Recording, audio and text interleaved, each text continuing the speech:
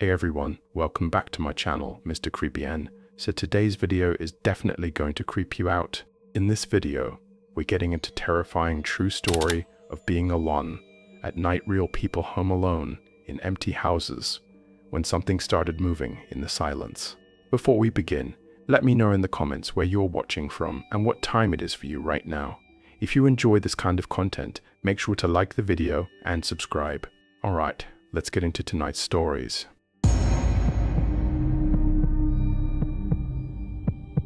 I should have been back before dark. 3 miles total, there and back. Nothing I hadn't done before. But I'd underestimated December, which doesn't bargain with you over daylight. By the time I'd stood at the top of that ridge for 15 minutes, holding my phone toward a sky that gave me nothing, the afternoon had already made its decision without me. My cousin Ray had left that morning. A neighbor needed help hauling firewood, a county over, and Ray had agreed to it a week before I'd even arrived.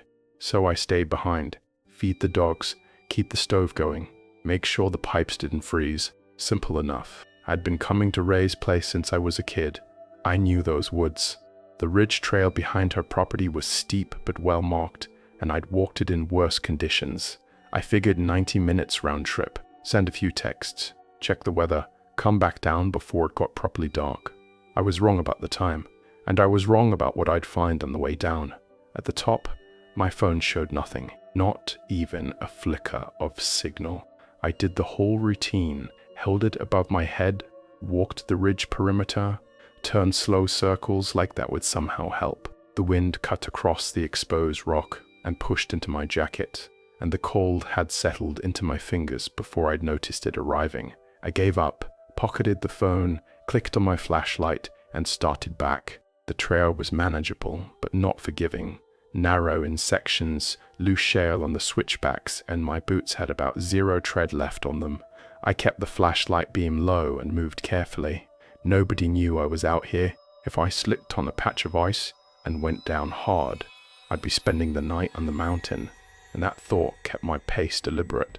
I was halfway to the bottom when I saw him. I almost missed it. There was a thick pine just off the trail's edge, and what I first thought was a second trunk standing behind it wasn't a trunk at all.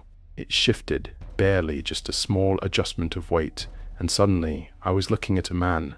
He was standing roughly 10 feet off the trail. Not hidden, not approaching, just there. Long brown coat, worn jeans underneath, no backpack, no flashlight, no gloves. I put my beam directly on his face and he didn't react. Didn't squint against the light, didn't raise a hand, didn't look away. He watched me with the same expression someone uses to watch traffic from a window. Hey, I kept my voice even. You all right? Nothing. You lost.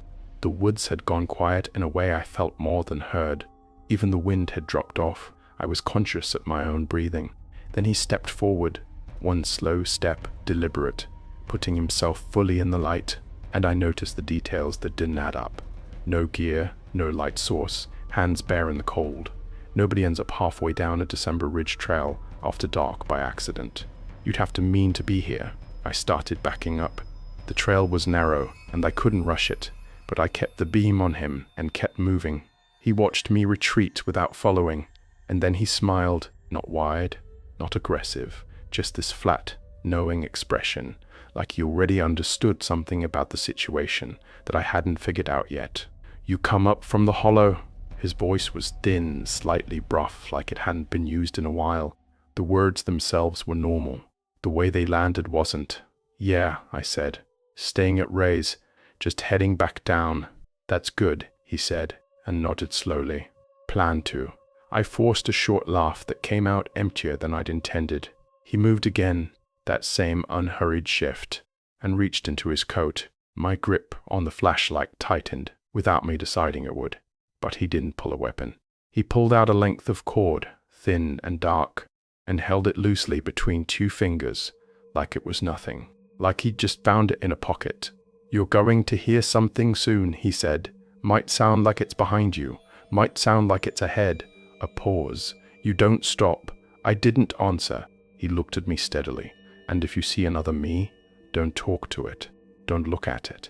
Then he smiled one more time, wider than before, turned and walked sideways into the trees, not down the slope, not along any path I could see, just into the dark between the pines, coat disappearing into the shadows until there was nothing left to look at. I waited a few seconds, then I moved, not sprinting, the shale didn't allow it, but fast, flashlight sweeping ahead, breath short and visible in the cold air. For a while there was nothing but my own noise, boots on frozen leaves, the beam bouncing off trees. Not footsteps, more like something brushing low through the undergrowth beside the trail, keeping exact pace with me. I stopped. It stopped. I moved faster. It moved faster. I swung the light behind me. Empty trail, empty tree line. I kept going. At the next bend, my boot hit a patch of ice wrong, and I went sideways into a pine, caught myself, steadied, and looked up. He was standing in the trail ahead of me. Same coat, same posture, far enough away that the beam barely reached him, his face lost in the dark beyond its edge. You stopped. The voice didn't come through the air. There was no sound. It simply arrived inside my head, fully formed, the way a word surfaces when you've been trying to remember it, like it had always been there. I ran. The trail's conditions stopped mattering. I went hard, and I went fast, and I let the flashlight swing wherever it swung. But then the trail started lying to me. A dip where I remembered flat ground. A downed tree across the path, wood too pale and fresh to have been there that morning. A bend that came too soon. I came around it and stopped. I was at the top of the ridge. My own bootprint was pressed into the frost on the flat rock where I'd stood checking my phone. Toes pointed toward the valley. I had no memory of climbing back up, no sense of the elevation gain. I had simply arrived where I'd started, and the trail had said nothing about it. Ahead at the edge of my light, something was standing. I didn't look long enough to know what it was. I cut hard left off the trail and hit the underbrush. Branches across my face, slope dropping sharply, hands grabbing at roots and rocks to stay upright, and then through the trees, steady and indifferent and perfect, the yellow square of Ray's barn floodlight below. I didn't think after that. I just aimed.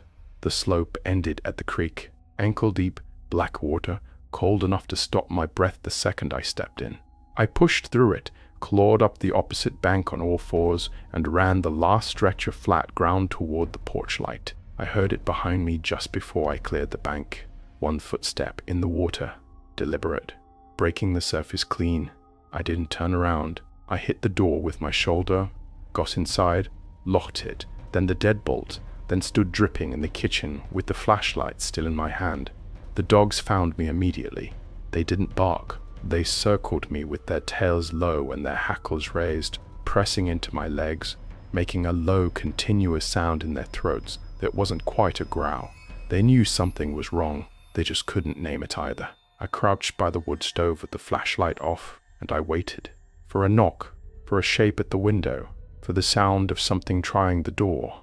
Nothing came. When Ray got back 3 days later, I told her I'd gotten disoriented on the trail and seen someone strange. She asked if I was all right. I said I was. We talked about the firewood, her neighbor's property, the cold snap coming in. I let the conversation run over everything the way water runs over stone, smooth and continuous, until you couldn't see what was underneath. I still don't know what was on that trail. I don't know what the cord was for. I don't know whether the thing I saw standing in my path was the same man who warned me, or something wearing his shape because it knew I'd already seen it once. He told me not to look at it. I didn't. I thought about that choice more nights than I'd like to admit. I left my phone in the glove compartment on purpose, not as a statement. I just needed a week where the world couldn't find me, and I couldn't find it back. My cousin Jordan owns a patch of land in southeast Tennessee, out near Greystone Hollow. Hunting cabin, 1 room, iron stove, a bunk that had seen better decades. No plumbing, no signal worth mentioning. I packed canned goods, dry goods, a propane heater as backup, and enough instant coffee to survive a minor catastrophe. Drove up in early December, right before the road started icing, and felt genuinely good about the whole thing. The cabin smelled like wood smoke and something faintly damp. not unpleasantly so. The kind of smell that says, people have been warm here before. Out back was a tool shed with a padlock, a rusted folding chair half swallowed by old leaves, and a wood pile that needed restocking. I spent most of that first afternoon splitting wood. It's work that doesn't leave room for your brain to do much else, which was exactly what I needed. When the light went pink through the pines, I cooked canned chili, opened a beer, and settled into the bunk with a paperback that turned out to be missing its last 40 pages.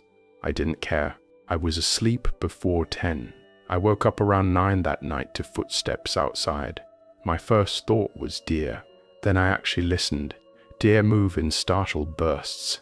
This was steady. 2 distinct sets of footfalls, slow and deliberate, crunching frozen leaves in a wide circle around the cabin. Not approaching, circling. I clicked off the lantern and sat in the dark. After a couple of minutes, the sound moved off into the trees and didn't return. I told myself it was nothing, which I half believed, which meant I slept badly. Fresh snow had fallen overnight. I walked the perimeter in the morning, not sure what I was looking for. Nothing definitive. The snow had smoothed everything out, but behind the cabin I found something I couldn't explain cleanly. Not footprints. A single straight line of evenly spaced indentations running from the base of the wall out into the trees. Not jagged, not accidental. The kind of line you'd leave dragging something and wanting it to stay straight. I stared at it for a while, then went inside and made coffee, and chose not to think about it too hard. The second night I kept the lantern on. Just before midnight, I heard the re-knocks from underneath the floorboards, even, unhurried, spaced like someone counting. The cabin sits on cinder blocks with a crawl space below, too narrow and rocky for anything sane to fit inside. I grabbed the flashlight, opened the front door, crouched, and swept the beam along the base of the cabin. Nothing. No movement, no sign of anything. I stepped back inside. My boots were gone. I left them beside the bunk, next to my bag. I checked under the bunk, near the stove, every corner of a room without many corners. Empty floorboards. The door had been locked from the inside when I'd gotten up. I sat against the far wall with the propane heater on low and stayed awake until morning, listening to a silence that felt less like quiet and more like something paying attention. I opened the door at first light and found them on the porch, placed side by side, neatly, deliberately, clean. No mud, no snow, not a mark on them. When I put them on, they were warm. Not leathering cold air warm, actually warm the way shoes feel after sitting beside a heat source all night. I stood on that porch and felt my understanding of the situation rearrange itself. That afternoon, I went to check the shed for the backup propane tank. The key was on its nail by the window, but the padlock was hanging loose and the door was slightly open. Tools all present. Saw, axe, shovel, extension cord. But on top of a broken lawn chair in the corner sat a backpack I had never seen before. Olive green, duct tape around the straps, worn like it had been dragged across rough ground for years. I should have left it alone. Inside was a figure, human-shaped, wrapped tightly in off-white cloth wound around it until the shape underneath was just an outline. The face had been drawn on with black ink, 2 oversized eyes, slightly misaligned, with short jagged lines radiating outward like lashes. The mouth was sewn shut with thick black cord. No limbs visible, just the bound shape, and the wrong eyes in the closed mouth. I zipped it back up, walked it to the tree line, and set it down gently. I didn't throw it, didn't want to move like someone losing their composure. I placed it on the ground and walked back, feeling the space between my shoulder blades the entire way. That third night, I turned everything off. No lantern. No fire. Sat in the dark, wrapped in 2 blankets, flashlight in hand. At 1:32 a.m., I heard footsteps on the roof. Not an animal. Animals scramble and skitter. These were slow and careful, 1 step at a time, crossing from one edge to the other. The boards creaked softly with each placement of weight, then stopped. The silence that followed was the kind that feels occupied. I didn't move for a very long time. By dawn, I was already packed. I kept my hands busy and my movements deliberate because panic is loud and I didn't want to be loud. When I was ready, I picked up my bag, crossed to the door, and opened it. There was a carving on the inside I was certain hadn't been there before. A circle with 3 arrows pointing inward toward the center, cut into the wood with something sharp, rough but clear. I looked at it longer than I should have, then stepped outside. The overnight snow was thin, no footprints near the cabin. I walked the trail toward the road without looking back, which took more effort than it should have. About half a mile down, I saw them beside the trail in the snow, bare human footprints. Not boots. Toes healed the full shape of a human foot, running alongside my path for a stretch before veering off into the trees without explanation. I didn't stop walking. My truck was where I'd left it. Something was hanging from the driver's side mirror. 3 small twigs tied into a circle with rough twine, the same shape as the carving. It swung lightly in the cold air and tapped the glass. I got in, started the engine, and drove away with it still hanging there. I checked into a motel in Winslow and locked the door, and sat on the edge of the bed doing nothing for a while. At 3 a.m. there was one knock, sharp, deliberate, then nothing. I didn't open the door. In the morning I left the key on the counter without a word, walked to my truck, and drove home. My phone had 17 notifications waiting in the glove compartment. I cleared every one without reading them. Some things you want to leave exactly where you found them. The problem is, I'm no longer certain which one of us did the leaving. The semester had hollowed me out. That's the only way I can describe it. Not tired exactly, more like scraped clean. Weeks of running on bad coffee and borrowed time, and then finals ended and I had this narrow window before going home for the holidays, and I made a decision. I was going somewhere and no one could reach me. I found a listing for a remote cabin just outside a place called Harper's Hollow, somewhere along the Virginia stretch of the Appalachian backwoods. I'd never heard of it. That was the point. I didn't tell anyone where I was going. I just packed a borrowed bag, drove until the pavement stopped, and kept going another 4 miles on packed dirt and scattered rock until there was nowhere left to drive. Snow had already started falling when I parked. I remember standing there for a moment, watching the first flakes dissolve on my jacket, feeling the silence settle around me like something physical. The hike in took about 45 minutes along a narrow ridge trail, bare trees on both sides, snow building softly over old leaves. The woods completely still in a way that felt less like peace and more like the forest had simply stopped mid-sentence. I told myself it was beautiful. It was. But even then, something in the air felt sealed. The cabin was small and cold and exactly right. 1 room, iron stove, a sleeping bag I never bothered unrolling. I got the fire going, ate cold chili from the can, and was unconscious before I'd finished deciding to sleep. When I woke the next morning, the snow was knee-deep outside, and the world had gone completely quiet. No birds, no wind, not even the sound of trees settling. Just that thick, muffled stillness that comes when snow has covered every surface and decided to stay. I spent the day reading, scribbling in the notebook I carried for class ideas, reheating soup. Time moved strangely, slow and elastic, the way it does when you've removed every reason to check the clock. By evening, I'd stacked fresh logs by the stove, boiled water for tea, and thought to myself with genuine satisfaction, yeah, this was the right move. I want to remember that thought clearly, because it was the last comfortable one I had. It started just after dark, a single crunch from outside. Not close, just at the edge of hearing, like a foot coming down on frozen undergrowth. I went still.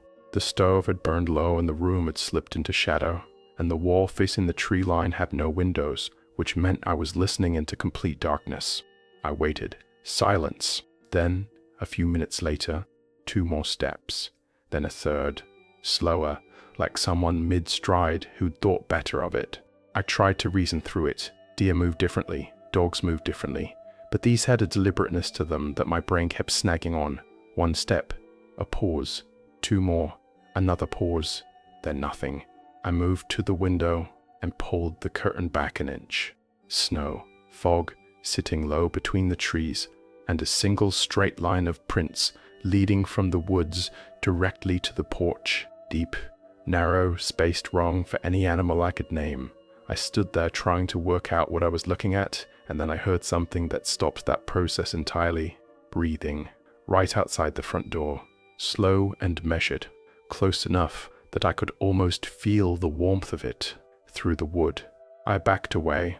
The iron poker was beside the stove, 2 feet long, solid, the kind of weight that fits your grip like it was made for it. I picked it up and stood in the middle of the room and did not move. No retreating footsteps, no sound of anything leaving, just that specific quality of silence that means something is still there, choosing not to make noise. Then one knock, flat and dull, like a hand pressed sideways against the door. No urgency, no follow-up, just that single deliberate thud and then nothing. I didn't speak. I didn't breathe properly for what felt like a full minute. Eventually I checked the window again. The footprints were gone, not covered by fresh snow, gone. The surface, from the tree line to the porch, was smooth and untouched, unmarked in every direction. Even my own prints from earlier in the day had vanished. I stood at the window for a long time staring at snow that had apparently forgotten what had walked across it. I didn't sleep. In the morning I stepped outside and told myself I'd imagined it. Cabin fever, isolation, a brain that had been running on empty for months, filling in gaps with whatever material was available.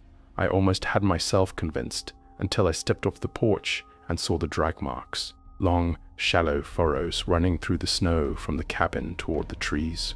Not toward the cabin, away from it, like something had been pulled. I didn't own anything that could have made those marks, and I hadn't made them myself. I stayed anyway. I know how that sounds. Part of me genuinely wasn't sure what I'd seen, and didn't want to drive 4 miles back to my car and spend the holidays telling people I'd fled a cabin because of some footprints.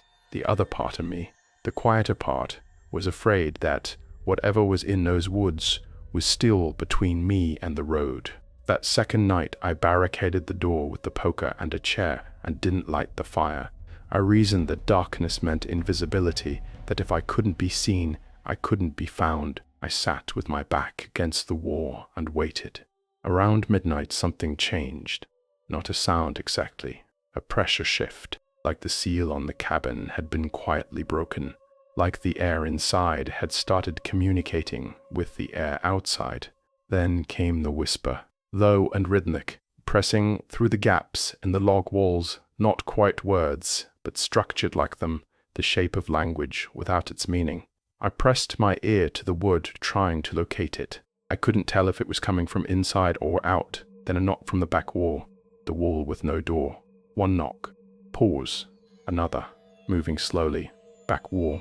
Left side. Front again. Always one knock. Always that same measured pause. Like something methodically testing the structure, learning it. I noticed frost forming on the inside of the front door in a thin, jagged line, spreading upward from the base, though the stove was cold and every window was sealed.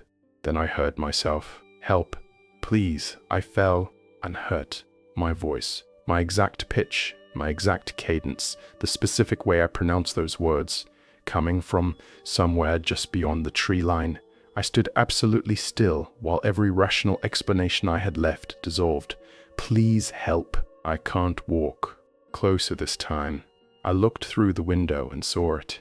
Just past the trees, low to the ground, moving. Its arms bent in the wrong places, pulling itself forward on its elbows, dragging the lower half of its body behind it, like the legs had simply stopped participating. I never saw its face. I backed away from the window, opened the small dry closet at the rear of the cabin, folded myself inside, and pulled the door shut. The latch barely caught. I sat with my knees against my chest and the poker across my lap, and waited for the light to change. When morning came, I opened the closet door into silence. I went to the front window. Outside, the snow was clean and undisturbed in every direction. No drag marks, no prints, not even mine from the day before. Just a smooth white surface, as though the last 2 days had been quietly revised. I turned to the front door and stopped. Scratched into the wood in rough, repeated strokes was a single word. Come back. One word, not two. Like whatever had carved it had heard the phrase somewhere and reproduced it without fully understanding how it was supposed to work. I didn't pack. I left my coat on the hook, my bag on the floor, My sleeping bag still rolled in the corner. I pushed my feet into the thinnest sneakers I'd brought, took the poker, and walked out the door without looking back at the carving. The 4 miles back to my car were the longest of my life. Cold came through my sneakers within the first 10 minutes and didn't leave. I didn't stop once. When I reached the truck, I got in, started the engine, and sat there watching the tree line through the windshield for a moment before pulling onto the road. I've thought about that carving a lot since then. Come back. One word, no space, like a command or an expectation, written by something that learned language the way you learn a face, by studying it from a distance, memorizing the shape without ever understanding what's behind it. I haven't gone back, but some nights I wake up convinced that it's still there at that cabin, sitting in the dark, patient, waiting to hear the sound of tires on packed dirt, and practicing my voice. I've spent my whole life tucked into the Blue Ridge, but that was the day the woods stopped feeling like home and started feeling like they were looking back. I was 31 then, working solo as a land surveyor, most days with just me, a clipboard, a bundle of orange flagging, and a couple of layers of gear, walking property lines for people who'd never set foot on the land they owned. It was straightforward work. Confirm corners, mark boundaries, don't break your neck on a hidden rock. That December job looked like more of the same. The parcel came through right before Christmas. Just under 20 acres in a quieter section of county land where the forest thickens fast, and your cell signal dies before you've even turned off the main road. The county had sent me their GIS layout, and some old hand-drawn sketches that looked like they'd been copied since the 70s. I printed them out, tucked them into a plastic sleeve, and told myself it would be an easy late afternoon run. Starting in the afternoon was my first mistake. I'd already put in a morning on another site, and convinced myself I had just enough light to squeeze this one in too. Maybe an hour and a half of decent visibility if I moved quick. That's what I told myself driving out there. At the access point, the snow wasn't deep, but it was treacherous thin sheets of ice where the sun hadn't touched the ground in days. The trail-in started fine. I tied orange strips of flagging at eye level every few turns, the way I always do. Same knot, same spacing, same rhythm I'd used on 100 jobs. Strip, knot, tug, move on. Breadcrumbs for the way back. About 40 minutes in, I hit a spot that felt wrong in a way I couldn't name at first. The land dipped sharply into a pocket of air that was noticeably colder than everything around it, like I'd stepped into a different room. That's where it dawned on me that I'd misread the map. What I thought was a quick in and out was really a full loop around a slope that wrapped in a way I hadn't accounted for. I wasn't getting back out by retracing a straight line. The route was going to pull me around. I still wasn't panicked. I had layers, water, a headlamp with fresh batteries, and a backup set, and a good sense of direction. I started angling back toward where the ridge should level out, telling myself I'd mark what I could and come back for the rest another day. That's when I heard it. Not wind, not snow shedding off a limb. One clean sound, close enough to be directed, but far enough not to see. A solid knock, like someone swung a bat hard into a tree trunk. Sharp, hollow, intentional. It cracked through the hollow once, and then nothing followed it. No echo, no second hit. Just that one sound hanging in my chest. I stopped walking and turned my headlamp off without really thinking about it. Just stood there letting my eyes adjust, listening. The woods went flat silent in the way they do when everything in them is paying attention to the same thing. No birds, no rustle, just cold air and the feeling that something had shifted, one notch sideways from normal. I told myself it could have been a branch failing somewhere upslope, or a rock slipping loose, but the sound had direction and shape that didn't fit either. It sounded like a decision. That was the moment the tightness started behind my ribs. Not full fear, just that low pressure you get when your body knows something's off a few seconds before your brain catches up. I decided I'd had enough for the day. The remaining flags could wait. I'd follow my markers back and be at the truck before dark fully settled. About 10 minutes later, I spotted one of the orange strips ahead of me, except something about it was wrong, even before I understood why. It was too high. I'm just under 6 feet. and my flags sit right at shoulder height. This one was at least 8 feet up, dangling from a thin branch I couldn't have reached, standing tiptoe on a rock. I moved closer, and my stomach sank another inch. It wasn't my flag. Mine a fluorescent nylon, cut into clean, narrow strips. This was thicker, cotton maybe, dyed a dull orange, tied in a sloppy knot, and frayed in a way that said it had been ripped free from something larger. Wrong material, wrong cut, wrong knot, wrong height. I just stood there under it for a minute with my map in my hand, like the paper was going to rearrange itself and explain how that could be. There was no scenario where I'd put that there. There was no reason for anyone else to have marked anything there, and if they had, they wouldn't have done it like that. The longer I stared, the more it felt like an answer to a question I hadn't asked. That's when I heard movement down slope behind me. Not close, but clear 30, 40 yards maybe. 2 steps. Pause. 2 more. The spacing was wrong. Too slow. Too separate. Deer don't move like that. Bears don't move like that. And they shouldn't have been moving much at all in that weather. Whatever it was, it sounded like it was thinking between each pair of steps. Step. Step. Pause. I turned my headlamp off again and dropped behind a fallen log, snow soaking through my knees as I crouched. I could feel my breath fogging in front of my face, too loud, too visible. The sound came again. Step. Step. Another pause. The direction kept sliding. It would fade, then reappear a little to the left, then higher up, like it was shifting along the slope without committing to a path, not closing in, not leaving. Then I heard the voice. Calling it a voice is generous. It wasn't speech, not really. It was a low, drawn-out sound, the kind of noise a person might make if they were trying to remember how to talk. It rose and fell like a sentence, but there were no words inside it, just a waver that almost made meaning, and then slid away again, deep, probably a man's register, but off somehow like it didn't belong to a throat that had used it much. It reminded me of someone humming along to a song in a language they don't know, matching the rise and fall perfectly, but never landing on an actual word. I stayed crouched behind that log until my knees hurt and the cold went from uncomfortable to dangerous. The not-quite voice drifted in and out. Sometimes it sounded farther away, sometimes nearer, but it never sounded like it was doing what a normal person does when they call out. No hey, no hello, no cursing, no asking if anyone was there, just that shape of talking with nothing inside it. When it went quiet long enough for me to half believe it was actually gone, I didn't stand up. I dropped lower onto hands and knees and crawled. The rhododendron branches whipped my face, grabbed at my jacket, snapped under my weight. No headlamp now, just the vague shapes of the land and a wash of thin moonlight reaching through the branches. I kept the slope to my right, aiming for the ridge, counting my breaths and trying not to listen for anything else. At the top, something in me snapped from crawl to sprint.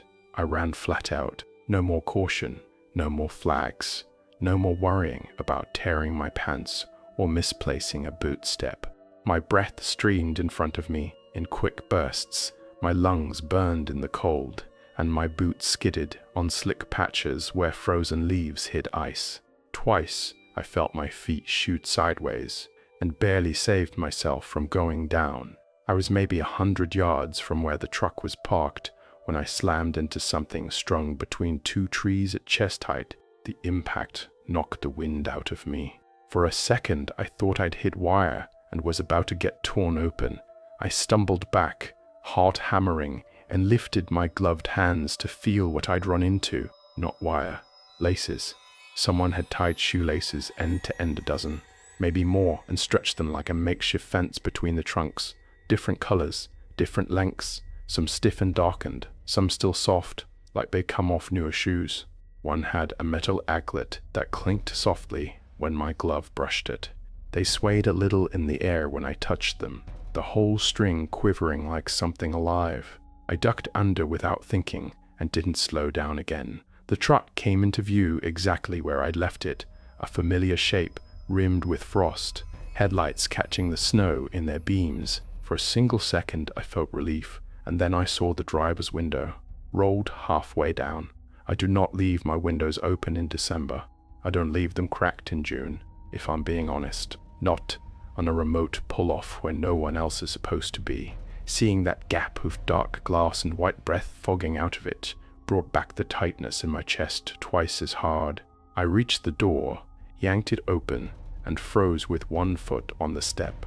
The driver's seat was damp, not frozen like snow melt, just cold and wet, like someone wearing soaked clothes had been sitting there until not too long before I arrived. The fabric was darkened in a clear outline, heavier in the center, fading at the edges, exactly where a person's weight would have been. I did not look around the lot. I did not check the back seat. I didn't lean to see if anything had been left behind.